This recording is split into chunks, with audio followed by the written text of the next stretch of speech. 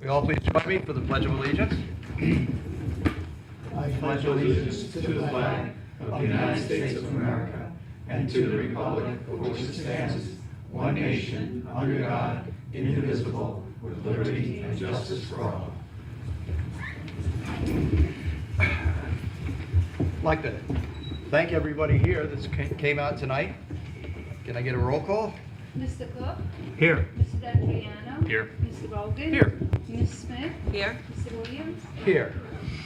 Somebody like to audit the bills? I will make a motion that the town board approve abstract number 17 dated September 14th, 2018 in the amount of $320,997.92. So moved. Second? All in favor? Aye. Okay, first on my agenda is the Putnam Lake Storm Damage Assessment. I think everybody received the memo from the Putnam Lake Park Advisory Board. Laura, are you here representing the board? Yep. Could you give her that?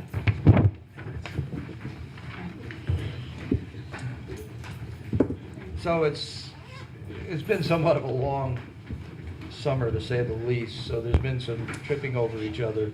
So we're trying to get some things resolved. There were a number of trees that were broken on Park District property, as well as we have a tree issue at the dam and a couple of other locations over in the lake area. Some of them are possibly within the road right of way, and I have not, as of yet, had a chance to go through my list, which includes what has been sent over by the Putnam Lake Park Advisory Board, to see how we're going to address all of them. But I know they wanted to see us move on this, and while I may not have been as communicative as I needed to be, we have been kind of doing an inventory as we can. Russ has been very busy this year, so I'm hoping in the next few weeks that Russ and I can get together and go through some of these. But there are a couple of priorities on here, and I've kind of set the priorities of the different trees on here. Laura, if you could take this back and share it with everybody, take a look at it. But my main concern right now is getting estimates, which I'm going to work with Dennis on getting estimates for the damage that were done to the beach areas, so that we can get that to our insurance carrier, and hopefully we might get at least some of it covered along with the fencing. And that is my intent to work on. Does that sound satisfactory? Sure. Okay. All right, any board member have any questions about this? Nope. Feel free to review it and take a ride up Putnam Lake. So it was a beautiful ride, and you know, if you want to check out some trees and see something that's not on the list, please let me know. All right, the second item on my agenda was a laptop purchase. This initially was put on my agenda. Sorry for getting you all this late, because we've been having discussions about how we're going to manage emails for the town board, as well as do some training. We need to do sexual harassment and workplace violence training every year with all our employees, especially with some of the boards. It gets a little bit difficult to do that, even though it's available online. Everybody has the link. So we were just going to pull them into a room, and Mrs. Brown was going to do the training, but she needs a laptop to do it. So we're going to try to work around that for the moment, but we had an incident happen this Monday when the staff started coming into work. We very quickly found out that we had been hit over the weekend by ransomware. It's a virus that literally starts securing your data so you can't access it, and locking us out of our computers. We found that Monday morning. It was quite the scramble to get everything closed down and then start going computer by computer to getting software on, which eliminated the ransomware. But overall, we're looking at probably a cost of between $7,500 and $10,000 to pay for, you know, the IT staff, their time. And unfortunately, we had 4 computers, the older computers, the 9020 Dells, that did not fare as well as some of the newer computers did. We were very successful in getting all our data back, everybody back up and running. Actually, very quickly, we got everybody up and running. But we did have 4 computers that did go down and are still potentially vulnerable to software attacks. So we're proposing to change out those 4 computers. I have a quote here from Dell, because we needed to get these computers up and running as quickly as possible. What I'm asking the board is to, approve my purchase of the 4 computers and actually 1 monitor. We do not have the money in the line, so it's gonna be coming out of contingency. It's not that much money. So, The $7,500 that you mentioned, that's in addition to the cost here, right? well, we've got most of the $7,500 within the budget. This would be in addition to that, to Okay. the money we have in the budget.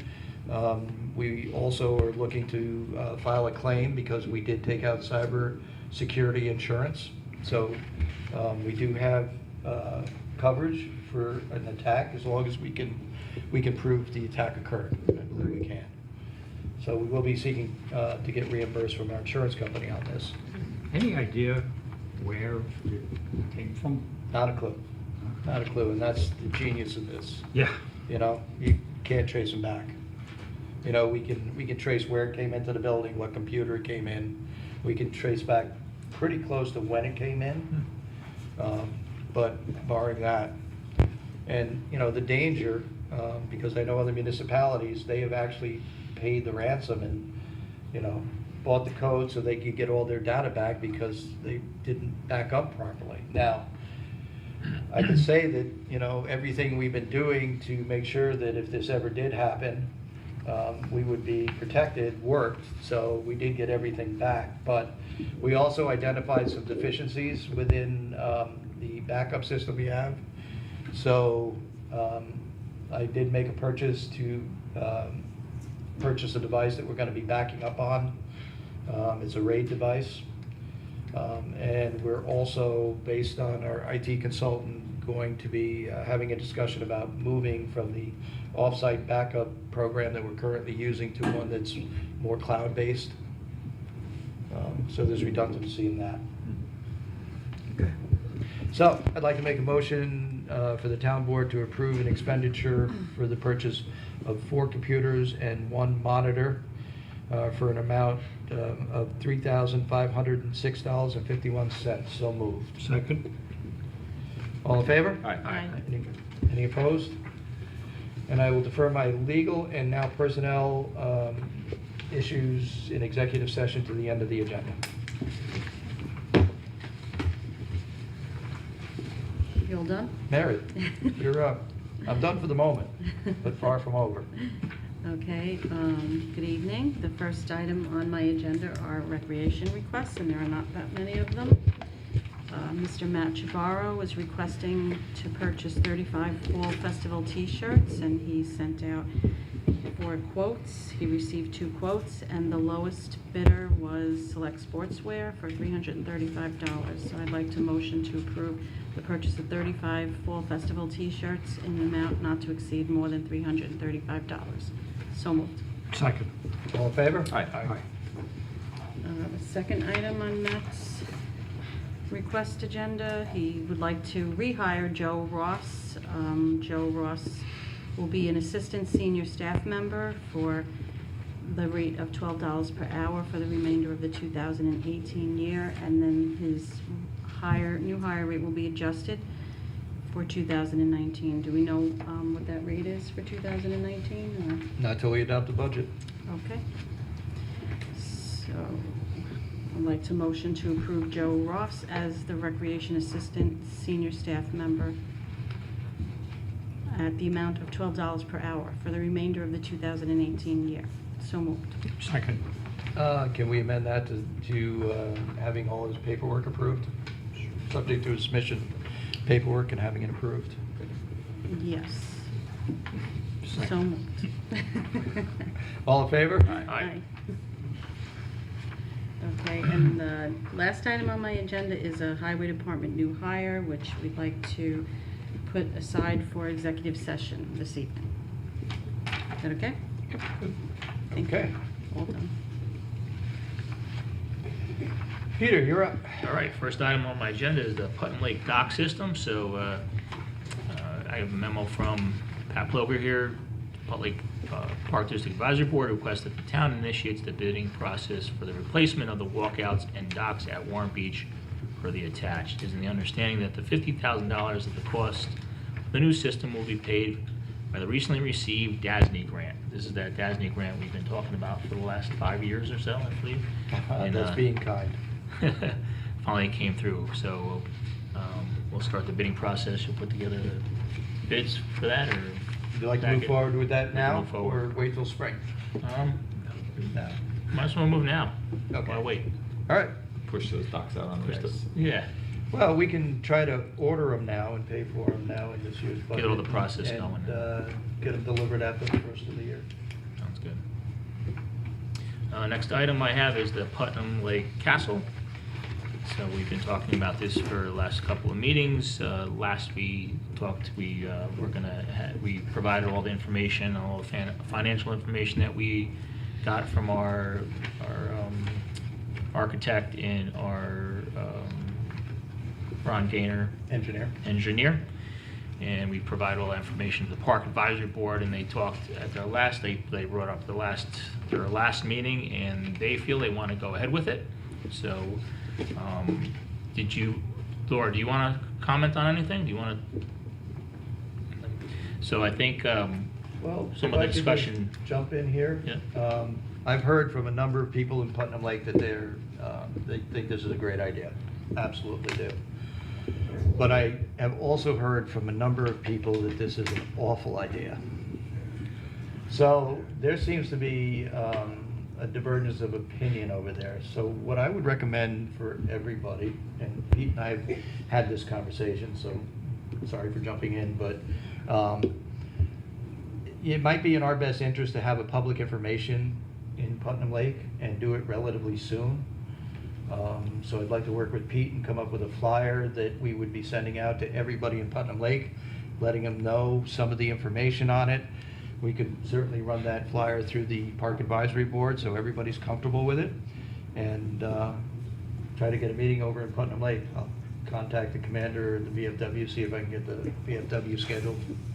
And, we'll let the community decide what they want to do with it. Great. It's But- a good idea. Yeah, we'll move on this as quick as we can. I think it's a great idea to have the meeting, Mhm. Mr. I Supervisor. agree. That was going to be my suggestion, so I'm glad you. Sorry for jumping in. No, that was good. I think we need to hear. Is the Right. meeting at the castle? So. Yeah. That's funny. Next year. Which I see if we can have it at the castle. All right, so next is the snow removal bids.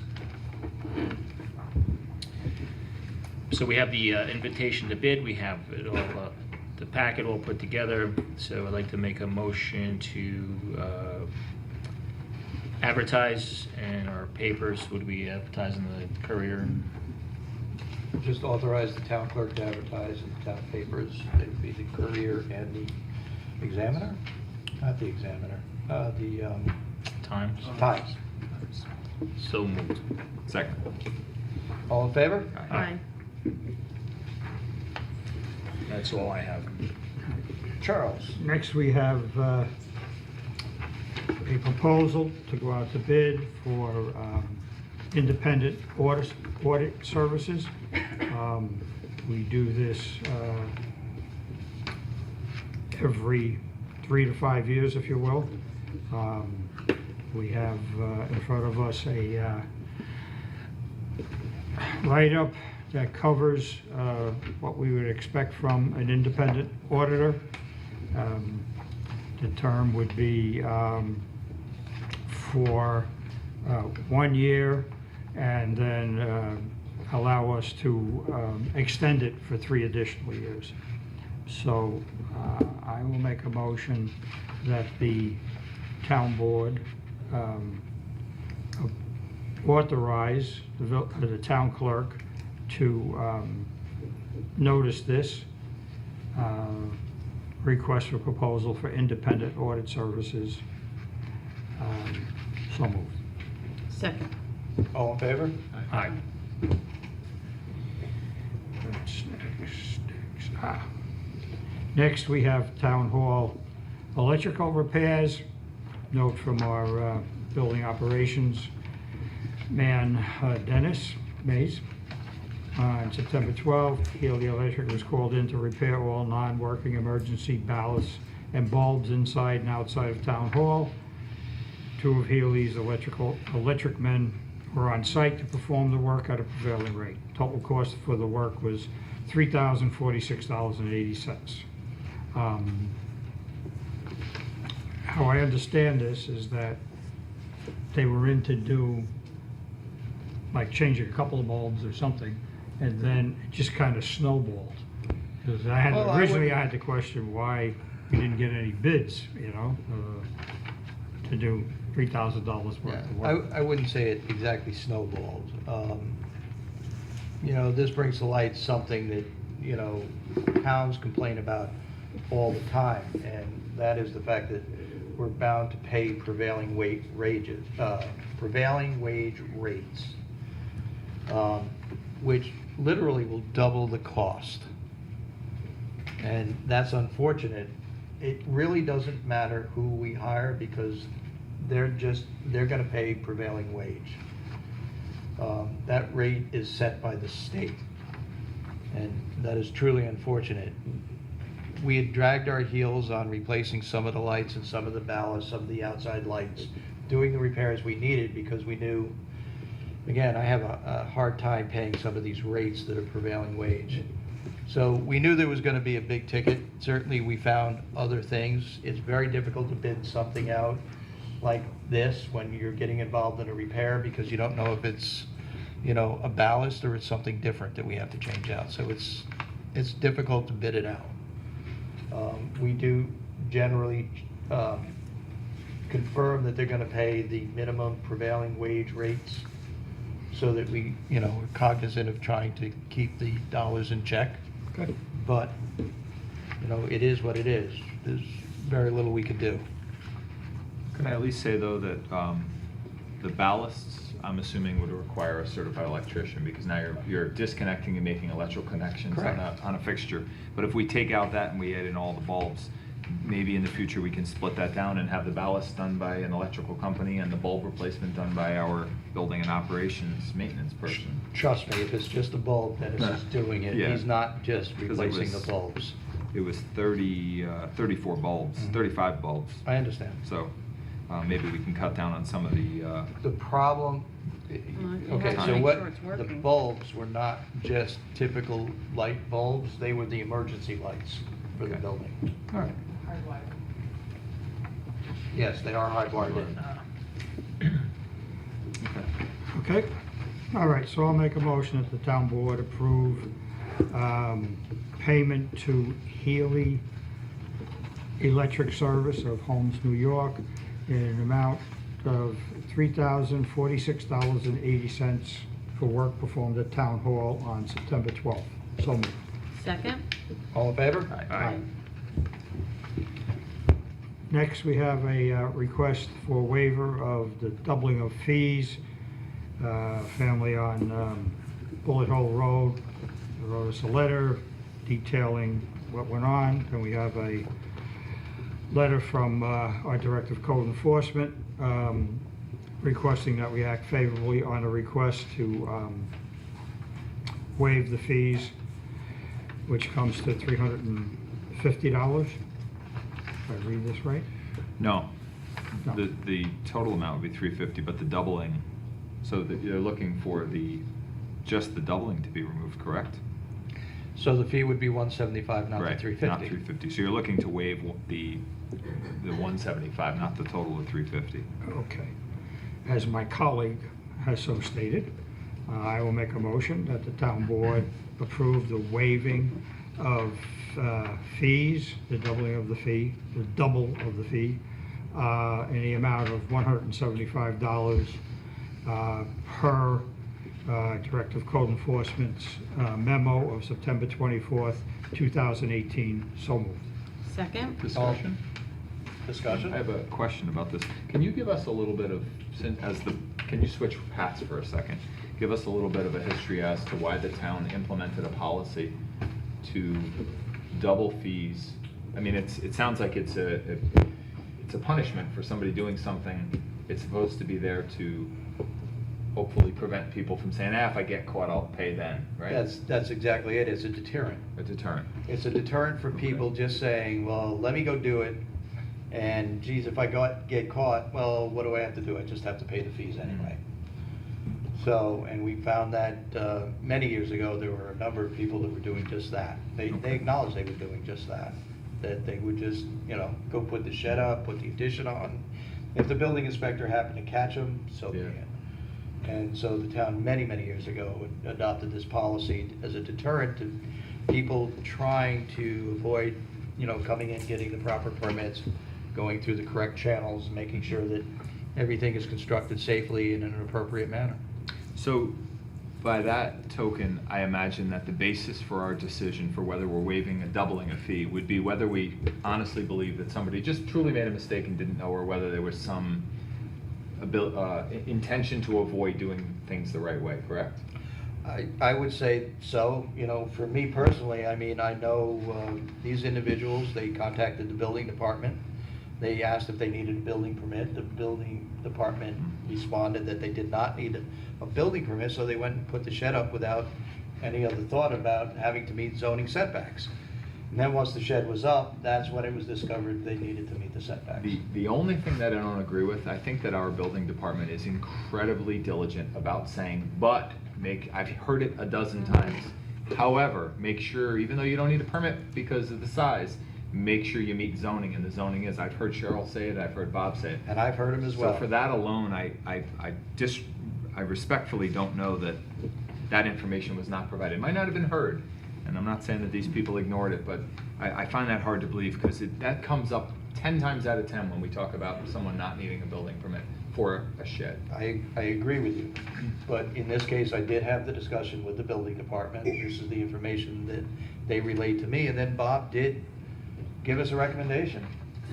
And then the other part of it is, I don't know that most people that get hit with the doubling of fees, most people have no clue that there's an option of requesting that the town board waive it. I just think people have no clue that that's an option. They pay it because they're being told this is the fee, you didn't do it. So I don't know how some people end up in here. And I'm speaking personally, my wife, she had her family's house that had an old wood stove in it, and many years ago they switched it out for a pellet stove. When my wife inherited the house and her parents were deceased, we paid a doubling of fees for a building permit before she could sell the house, because it needed a permit for this pellet stove. My wife is on the zoning board. I was on the planning board at the time, not saying that we should get special treatment anyway, but no one ever said, hey, if you write a letter to the town board, they probably will waive that doubling of fees, because you can bet we would have wrote a letter. Instead, I think she paid $800 for the doubling of fees, because it was just, the building inspector's telling us that we should have known better, or her parents should have known better 30 years ago, or whenever it was done. And so I'm not opposed to the waiver, but I think in this case with sheds, I feel very confident that these people were told that they need to make sure they meet the zoning requirements for this shed, because I've heard it so many times. So, Well, this has to do with a zoning issue, and often we wait till we get an opinion from the zoning board of appeals on whether we should waive the fee. That requires the applicant to actually pay the fee and then get refunded. and get refunded, and it's a much longer process. We certainly could take that tact here again. If the board is uncomfortable with waiving the fees based on the information provided. Well, I think that rather than referring to the phone call, that maybe there was a miscommunication, we need to avoid the miscommunication and refer them to the code for them to read and interpret themselves. Well, what the problem with the letter from Mr. McCarthy saying he is in support of a waiver of fees says nothing about the fact of whether these people were told that they needed to meet zoning. If he said, I believe my office failed to tell them, then I think I'd be a little bit different on it. He doesn't say anything about that, he just says that this is what the situation is, and he's recommending. So, based on that, I'm not in favor of supporting the waiver of the doubling of fees, because it's not specifically stated in his supportive letter. Well, we can table to we get further clarification. Okay. It's also, in their letter, they also state some hardships too. So it's not just, we didn't know, it's also some hardships. All right, so a motion has been made and seconded. You want to draw the motion, or you want to vote? I'm fine with the waiver. Okay. All in favor? Aye. Aye. Opposed. Thank you. Sean is opposed. Yes. Just on principle. It has nothing to do with these people. I've never met them before. Okay, where are we? All right. Sean, you're up. EMS handbook. Denied. No, I'm just teasing. That's fine. Okay, so we have from Take time it to back. time, obviously, with any guiding document that the town creates for either conduct of our employees or any other rules and regulations, we have to amend it from time to time. We have some minor edits that have been recommended from our EMS administrator, Denise Montana. They relate to things like being at work on time and shift changes and dress codes, and basically just minor changes to code of conduct. I think the substance of what she is requesting is perfectly normal and fine. It's just cleanup language. So I would move that we forward this document to our public sector HR relations person, Jeff Travers, who will take that information and turn it into a substantive document for our review prior to being entered into the handbook. And so in doing so, we would have to obviously reimburse Mr. Travers. So I'll make a motion that we approve a sum not to exceed $700 to Jeff Travers, Public Sector HR, to take Ms. Montana's comments and turn them into a form that is acceptable to the town. So I'll make that motion. Second. All in favor? Aye. Aye. Yeah. Because the original quote was based on only changing like one thing, and this is One about section. 8 or 9 sections, so it's going to be significantly more. So. Aye. Next item is a request from Dennis Mays, our building and maintenance operations gentleman, for repairs to our HVAC heating and cooling Oh, Mary. system. And this is to service the units in all buildings. So the low bidder was Clean Air Quality Services at a rate of $135 per hour. I will make a motion that we approve the hiring of this company at the rate stated to service all of our HVAC units. So moved. Second. All in favor? Aye. We have some conference requests. We have a request from Ms. Sue Brown to go to the Rockland County Fire Training Center for an employer education seminar. There is no registration fee. The only cost is just mileage. So I'll make a motion we approve an amount approximately $61 for Ms. Sue Brown to attend that conference and learn all the great things she's going to learn at that conference from Second. the New York State and local retirement system. So moved. Second. All in favor? Aye. Antoinette, I'm abstaining. Okay. That is all that I have. Thank you, sir. I'm sorry, we're having a sidebar over here. So you're asking we amend the resolution just to acknowledge that we are amending the employee handbook and EMS handbook? Yes.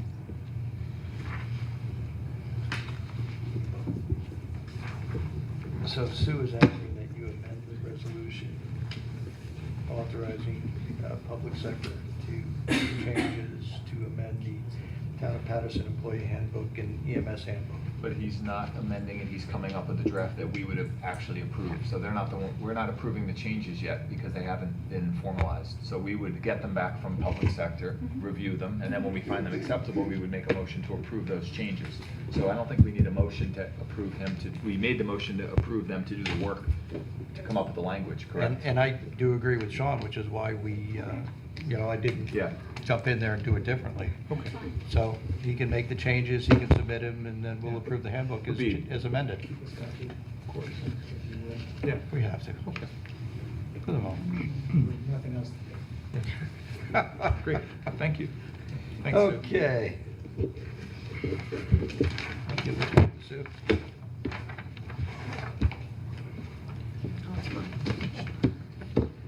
All right, are we done with conference requests? We have other business. Any board member have any other business? Yeah, we seem to have a number of memos here, late arriving memos. We have an on-bid form for new tires for the building and maintenance truck, submitted by Dennis Mays, a building guy. He received 2 quotes, one from 3600 Corporation for $768, and one from Ingersoll Auto for $840.60. So I will make a motion that the town board approve the recommendation to award this bid to 3600 Corporation in an amount not to exceed, excuse me, $768. So moved. Second? All in favor? Aye. Next, we have a bill from, what is this? We have a bill. Is this right? Sterling, how would you refer to it? Quote. Quote? We haven't done it yet. Or, oh, true. All right, all right. I have to Score one sign it. for the guy on my left here. So I'll make a motion. This is for post-closure monitoring and maintenance of the town landfill down there on Cornwall Hill Road. This comes in every year, right? Right. And then some. And then some. So anyhow, so we have a quote from Sterling Environmental Engineering to do this, and they've been doing it forever, to do the 2018 annual post-closure monitoring at an amount of $5,970.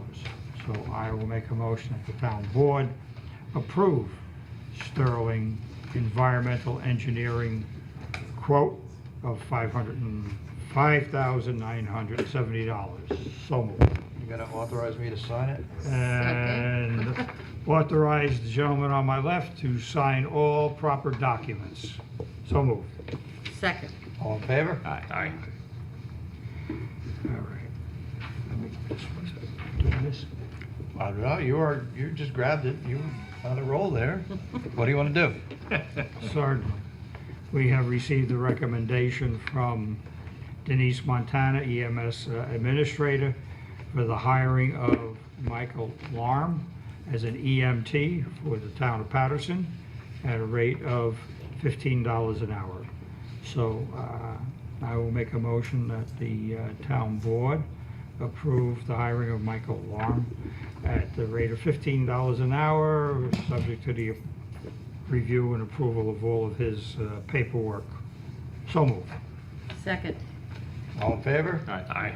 That's great. Let's see what we got here. Next, we have another memo from Denise Montana, EMS Administrator.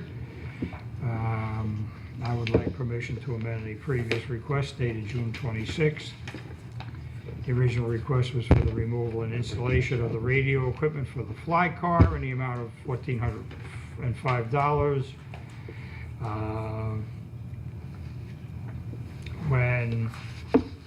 What is this? Comco. Comco install the service, they needed to replace the RG58 line. Sounds Very technical. scary. This resulted in additional expenditure of $17.90. So I'll make a motion that the town board approve the payment of $17.90 to New York Communications Company Incorporated of Poughkeepsie, New York. So moved. Second. All in favor? Aye. Well done, Charles. Stop. Stop. Trish, you want to come up?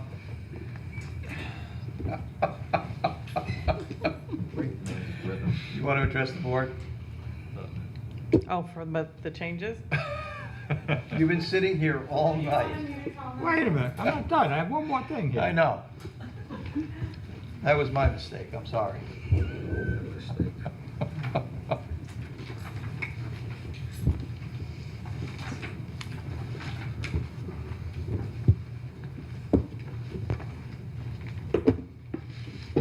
I didn't think you weren't gonna actually do anything. I was just gonna bring Trish up.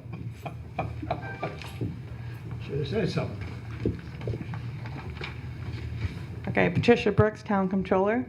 I just wanted to go over some of the changes we have been discussing for the budget workshop and kind of take a vote, make sure that you guys want that in the preliminary, me to change it in the preliminary budget. The reason why is because a lot of these have to do, some of these have to do with salaries, and if it takes a long time because I have the salary schedules and everything to create, to make sure that everything is changed. So the first page, we have the Justice Court Personnel Services. We had discussed changing the justice clerks from an hourly pay to a salary pay. As you can see from the tentative to the preliminary, there's no change in it. It's just moving them to a salary. And we would have to adopt a resolution to change the standard day from 7 to 7.5, if that's what the board wants to do. That's not my recollection of what we spoke about. What is your recollection about I what? thought we were going to take their salary, their current salary hourly, extrapolate that out to a slightly more than 35-hour work week, like we were adding in 2.5 hours per pay period, I thought. So it was gonna be like a 75 per It was like pay 75 per pay period, which would increase that salary amount by that specific amount. And then on top of that, add in whatever the percentage increase as we would for most other non-union employees. So if they were just arbitrarily saying they were making $20 an hour for the 35-hour or for the 70-hour pay period, we would now give them that same amount for a 75-hour pay period, and that was their salaried amount. That was my understanding. Right, what they're in the budget for is 77 hours per payroll. Yes. And they were given the 2%. So that amount, but you're saying the amount from the tentative to the preliminary is the same. That can't be correct. It is correct, because we're not changing their hours. Oh, but I thought we were gonna change their hours by increasing The them only thing by- we're doing is taking the hours that we're currently budgeting for and make them a salary position. That was my Well, I- understanding. So we had budgeted for hours, but they weren't necessary. I understand. Okay. We I apologize. budgeted the 70. Got It's it. split, and, I mean, I can do that, split it out, but it's split in the budget. There's 70 hours for regular hours, and then 7 for court hours. Understood. And I just added those together, and it's the Okay. same amount. No, I didn't understand that those hours were budgeted previously as being in a pot of money to cover that. Mhm. Okay, thank you. And the court hours were originally separate, but that's worked, but that 7 hours is worked into their salary. Correct. Okay, I thank think- you. I think where the confusion is I've been constantly maintaining that I think we should increase the number of hours based on what they're currently working. Because what they're currently working is generally about 41 hours, which is where I've been having Right. the issues with working outside of what's been budgeted for. Hopefully, if they make appropriate use of the part-time clerk, that'll resolve that issue. Understood. Okay. And as we had discussed with the judges, that they can come back if it's not working and make a recommendation to the board at that time. The next change is for the EMS department. Line 4540-100 of the general fund. It's changing, taking the EMS field training officer and removing that amount of $21,840 and moving those hours down to the EMTs line and changing that 50 cent an hour raise to 2%. So that's increasing the EMT line from $251,640 to $273,686, and that also adjusts the EMT holiday hours line and the EMT training hours, and then removing the additional adjustment of $5,000 and moving that from the 100 line to the 400 contractual line.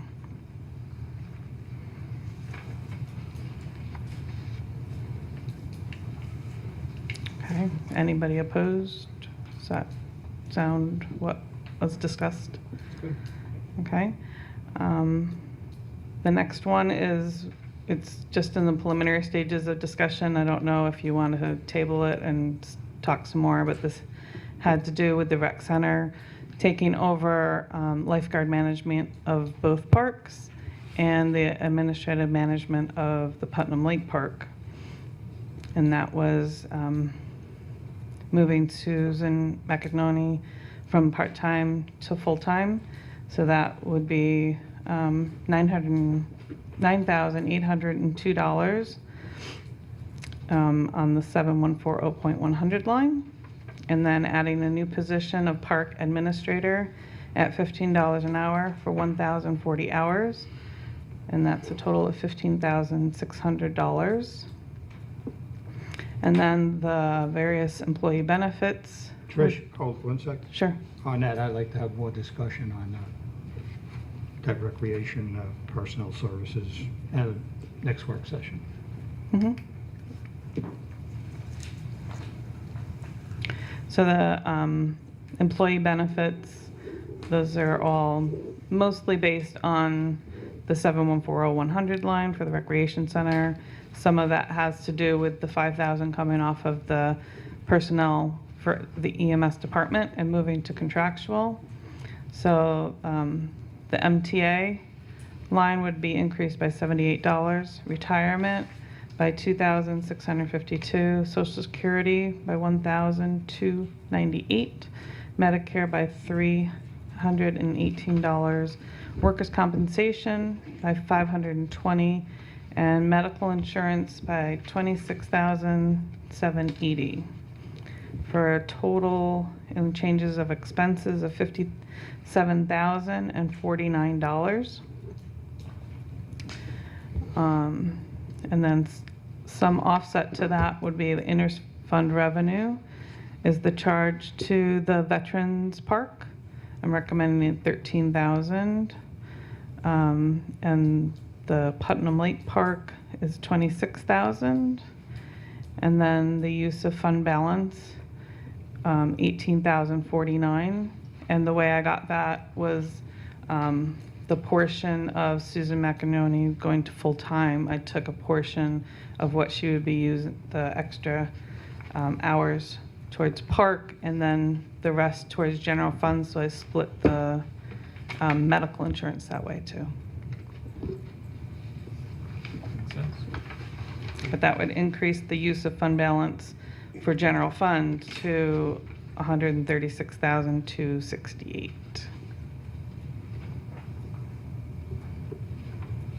Any questions or comments? Okay, the next page is a change for highway fund. This is due to when I originally did the sheets, I thought I had copied the formula correctly into the new year. And it seems like I only did that for the first person. I forgot to carry it down. because in 2018, there was a split rate of 1% for half a year, and then the other 1% for the next half of the year. And that's how the calculation was, and I needed to change that to just reflect the full year. So that results in a decrease of about $697 for 11 guys in salary. And I did a change to the vacation buyout of $1,082, and it changed OT additional hours by $15 for a total decrease of $6,508.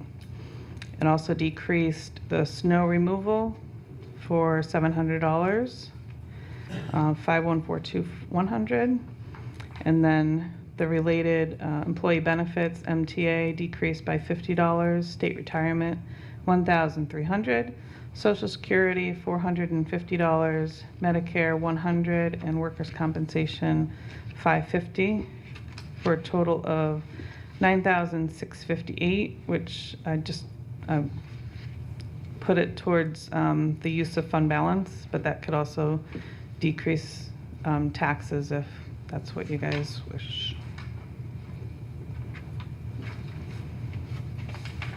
And then the next page is the additional request to change from HEO. I did this separately just in case you guys wanted to see the difference alone. So this was the change requested by the highway superintendent for Timothy Whalen to switch to the HEO. So the total cost would be $2,500. Salary would be increased by $1,664. Vacation buyout by 20. Additional overtime hours 16 for $1,700 increase to DA 5110-100. And an additional $200 to snow removal personal services, DA 5142-100. And then the employee benefits, MTA taxes $10, state retirement $300, Social Security $120, Medicare $20, and workers' compensation $150.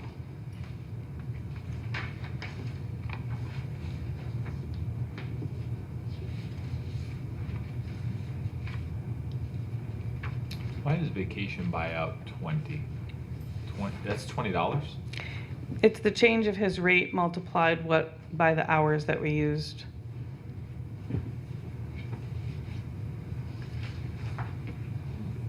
And that's what it was adjusted. But what does that, I apologize if I'm confused on that. What does that represent? So it's the say that again, it's the change? The change of his rate Right. multiplied by the number of hours used. I believe it was 20 So it's hours the net that we difference is used. $20 when it comes to the amount we pay them when they're on vacation, or when they They're allowed to cash? buy out up to 3 weeks of vacation. Do a lot of the guys per typically year. do that versus taking the time? There's a handful. So when we do the budget, we budget the people that do it all the time, and then the rest of the people we budget, A percentage. a few hours. They buy out up to So- 3 weeks. How many weeks do they get total? It depends on how many, How long? yeah. Anywhere between 1 and 5. Yeah. Cool. Okay. Thank you. Mhm. So the next page is the park districts.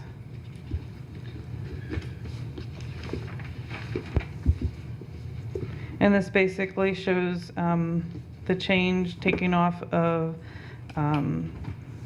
what was budgeted for lifeguard manager and the charge for general fund that was put in the first page to pay for the employees for the rec center to handle it, and all of the employee benefits. And the net was offset to fund balance, but again, you can offset that to taxes if that's what is necessary. So the net to Veterans Park was $3,759, and the offset to Putnam Lake Park was $2,553.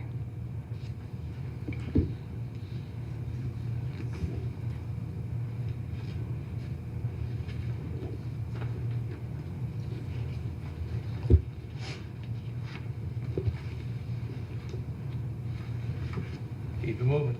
So then, the next thing that was discussed was the possibility of changing the castle bond down to beach and lake maintenance. So that's just a swap. It doesn't, that's one possible change if that's what you guys decide. But if you guys are gonna wait until the meeting, then that's fine. You can always do a budget adjustment next year. Necessary. The next page is Patterson Fire District. This is changing the 30,000 from fire contractual, where we had deleted the 70,000 on the new roof and put back the 40,000 for feasibility study. 40,000, changing it from the FP 3410-400 contractual line to the 3410-200, where we put the building reserve of 30,000. And then I believe the last page you guys are going to discuss into executive session. So, that's it. Thank you. Thanks, Trish. Any comments, questions? I don't know how you do these numbers all day long, Trish. God bless you. I got some, but I'd rather hold it till our work session. Executive. All right.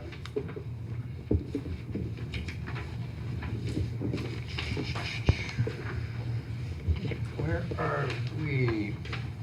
Back to Charles. You want to keep going? Really? All right, give him that one. Oh, man. There's a few guys in the back. Fun for seniors.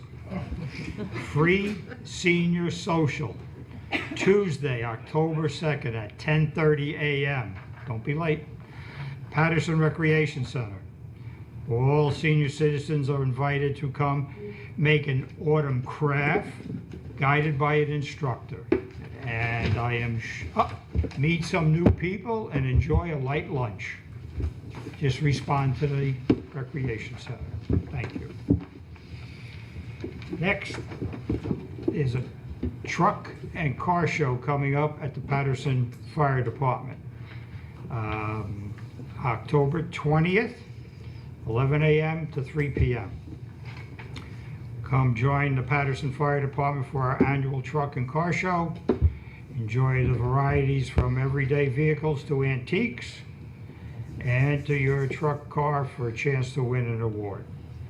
Breakfast will be served to those who register for $4. And there's a rain date of October 21st. There will be a cash raffle during the show. Prizes range from $5,000 to $1,000. Come one, come all. Thank you, Mr. Supervisor. Any other board member have any other items? No, thank you. Well, I just want to update the board on last Friday. I met with NICEAG CEO Carl Taylor. Very, very intelligent man. I met with a number of my fellow supervisors to have a very substantial conversation with Mr. Taylor and some of his staff about the responses that we've seen in the storm.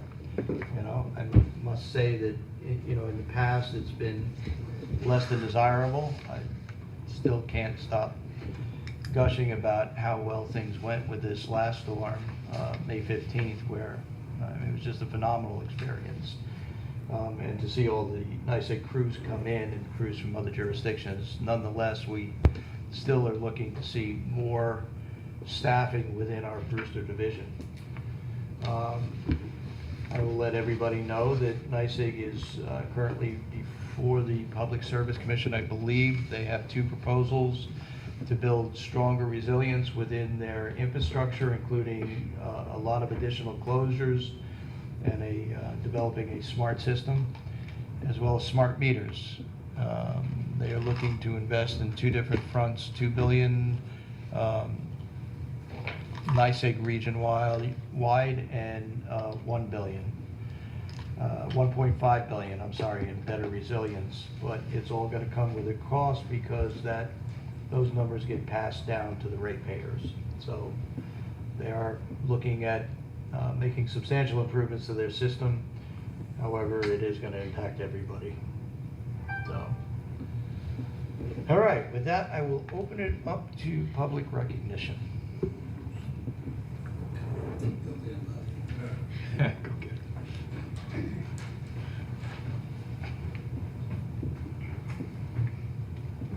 Robert Odell, Lakeshore Drive. Do you know offhand, with all the tax surcharges you had this year, what's the total of the tax decrease that we gotta make up? Would you know offhand? I don't. I do keep track of that. I do have it downstairs. I will be happy to bring it into the next town board meeting so you can have it. Well, I believe one was $2.5 million in Fox Run, right? Fox One was very substantial, yes. Yeah, okay. Now, we just lost the house over here that's gonna be the ambulance Correct. headquarters. Haven't Now, we lost go it to the yet. castle. We go to the castle, what's that assessed at, $400,000? Again, I don't have that Yeah, here. it is 400. So we're over I do- 3 million, with just off the top of my head. That's gotta be made up by the taxpayers, right? Yes. Some Brewster School District, some Carmel School District, but it's still gotta be made up. Now, the architect said between $800,000 and $1.2 million to bring the building up to code. That's what you said the last meeting, something. Okay, go ahead. Okay? If we spent that much money, does that put us over the tax cap for the year? All right, so it depends how we spend that money. Certainly, we're going to, in all likelihood, bond the improvements, so we wouldn't be paying that full amount of money in any given year or any given 3 or 5 years. Something like this, we would probably bond it over a 20-year period. We certainly would look at trying to fit that into our budget for that year and keep us under the tax cap. Could I promise that? No. No. No, but you could promise if you shot it down, that would take care of it. Well, certainly, you know, there are some benefits to not moving forward with the castle, as well as some loss to the community about not having the resource center. Okay, now in the next several years, we're gonna get slammed by the state for improving Putnam Lake, right? Either some dredging or a sewer system or something, right? Well, all right, so we went through the whole HAB Right. program this Yeah. year. They came up with some recommendations. At this point, they are recommendations for the community to implement. And they had promised some money. We haven't seen that money materialize. That being said, Taxes go There- up. But there is an issue with Putnam Lake and the amount of phosphorus going into Right. Putnam Lake, Right. which is first deteriorating the lake, Yes. but it's also affecting New York City's water supply. And Heaven at forbid. some point, they are going to do to Putnam Lake what they did to Lake Carmel, what they've done to others. They're going to create a TMDL, a total maximum daily load. They're going to establish that for Putnam Lake.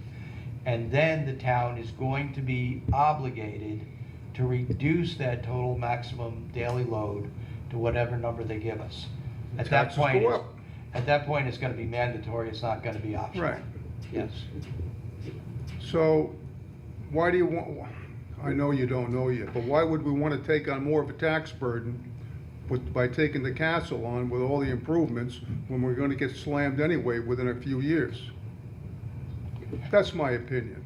Okay, I understand. I certainly have reservations about the castle as well. I think the town board as a whole has reservations, but we're here to listen to the community and No serve the question. community, and so that's why I'm proposing to put this out to a public discussion. Right. And, you know, let's see what the community says. And it's too late for a referendum on the election, right? It would never make this ballot. Okay, yeah. But, you know, there are requirements that if we went to bond this, that is subject to permissive referendum. Oh, okay. So at a later date, you know, there may be some issues.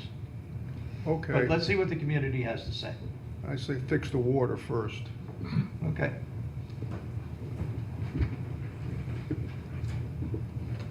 Anyone else? Okay, so one last announcement. I just received a text on my phone The town has received our permanent CON for the ambulance service. Hey, very good. Let's tell the people what CON is. Certificate of Need, so we can continue to operate. That's great. Hopefully Denise will get that message quickly. If she doesn't already know. Or she's going to let you know? Yeah, what do you Alright, think? good. She's sitting up in New Windsor waiting. Okay. Okay, I'd like to make a motion to go into executive session. Second. All in favor? Aye. Thank you all for coming.